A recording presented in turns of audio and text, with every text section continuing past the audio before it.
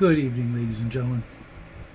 Welcome back to the Shadow and Sun Show, and welcome back to another RPG game review this time. As you can probably see from the thumbnail, sorry about that, I have got in my hot little hands, I've had it for a while, but it took me a while to read, and plus, you know, I was away for a while. Play Like a Fucking Boss by the one and only Venger Satanis.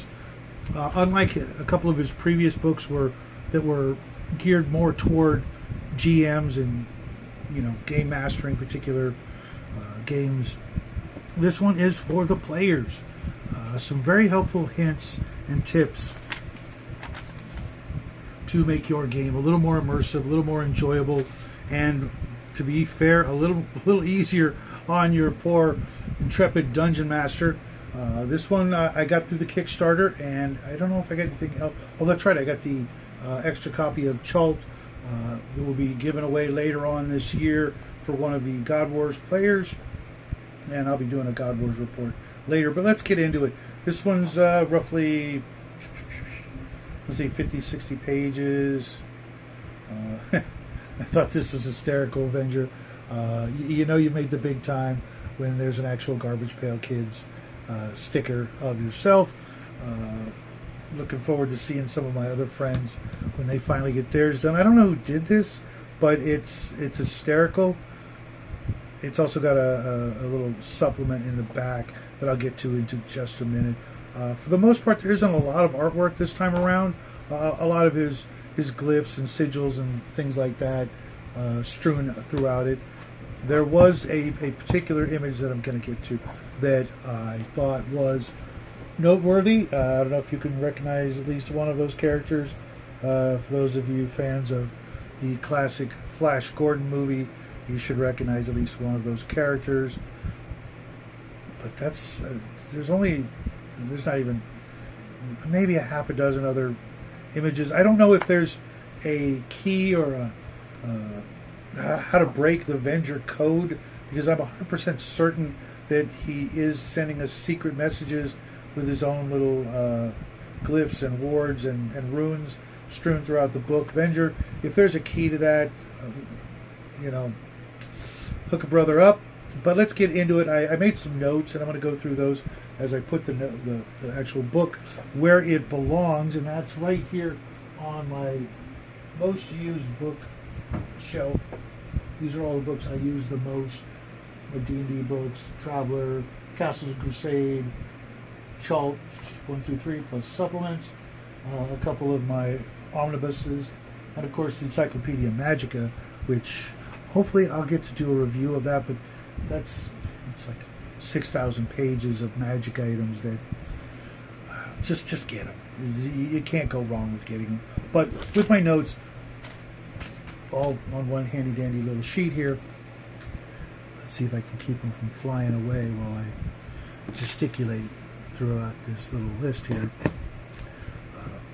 It's got a lot of great advice for players, regardless of the play style, but it is heavily, I want to say, without trying to, it's very much in the 4D mindset where immersion is everything, and, you know, keeping all the game talk and the numbers and the rules and mechanics and all that kind of to the side. He does give some good advice for breaking away from the immersion when you do need to go into the metagaming, the game talk, the rules, clarifications, things like that. Great ways to go about doing that. One of which, the simplest, is of course just time out. We're going to take a break and discuss what needs to be discussed out of character, because to be honest, if you're playing any role-playing game that I'm familiar with, you're going to need to do that more often than not. Hopefully less, you know, the more your players get in tune with the playing in character, etc. Excuse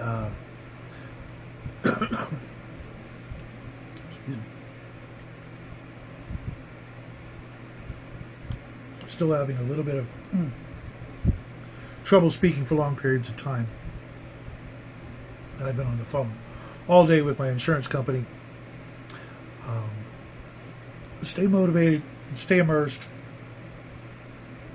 enjoy the environment, and by that I mean don't just whiz by and whiz through your local towns or your dungeon. Take note of your surroundings and interact with them the best you can in character, at least. Hopefully, all of these tips will be usable, because your dungeon master is giving you the best narrations possible. But if not, there are some tips in here to help the GM out wherever possible, such as let them know you're enjoying the game. Otherwise, why are you there? Stay motivated. Obviously, said that one.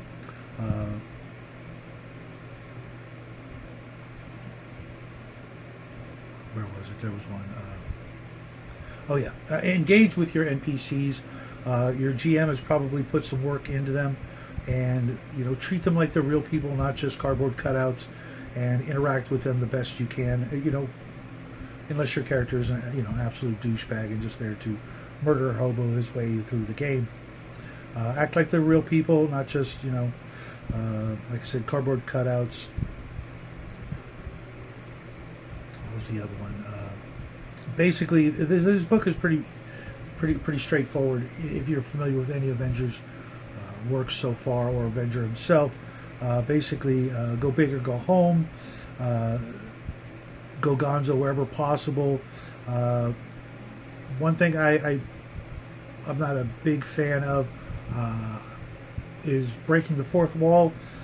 I've rarely seen it done where it just doesn't just break the whole game down into ruining the immersion, pulling down the curtain, seeing the wizard behind the curtain, etc.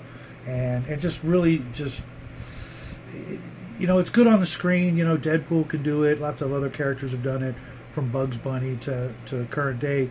But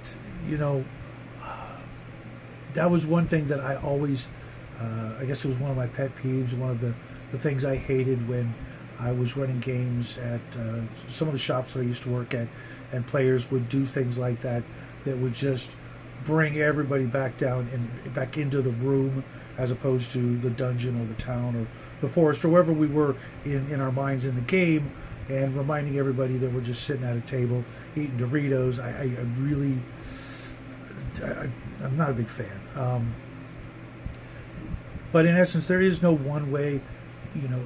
My game is very different from your game, and games that I'm in are all completely different from one another. But do your best to pick up a copy of this, maybe.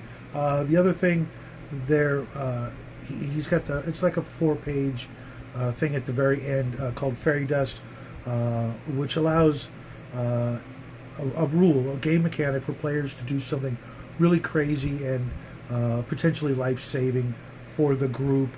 And I'm not going to go too much into it because it is sort of his proprietary rule.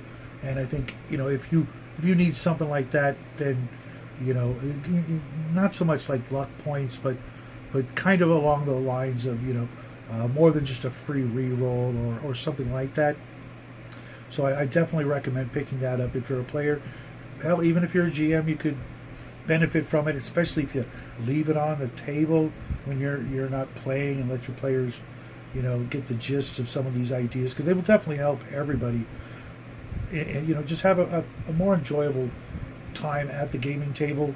And definitely, if it makes your GM's job easier, you get through more stuff, you get to do more stuff, and you get to walk away with fewer TPKs, just put it that way. So that's what I've got for you today, Venger. I hope you dig it.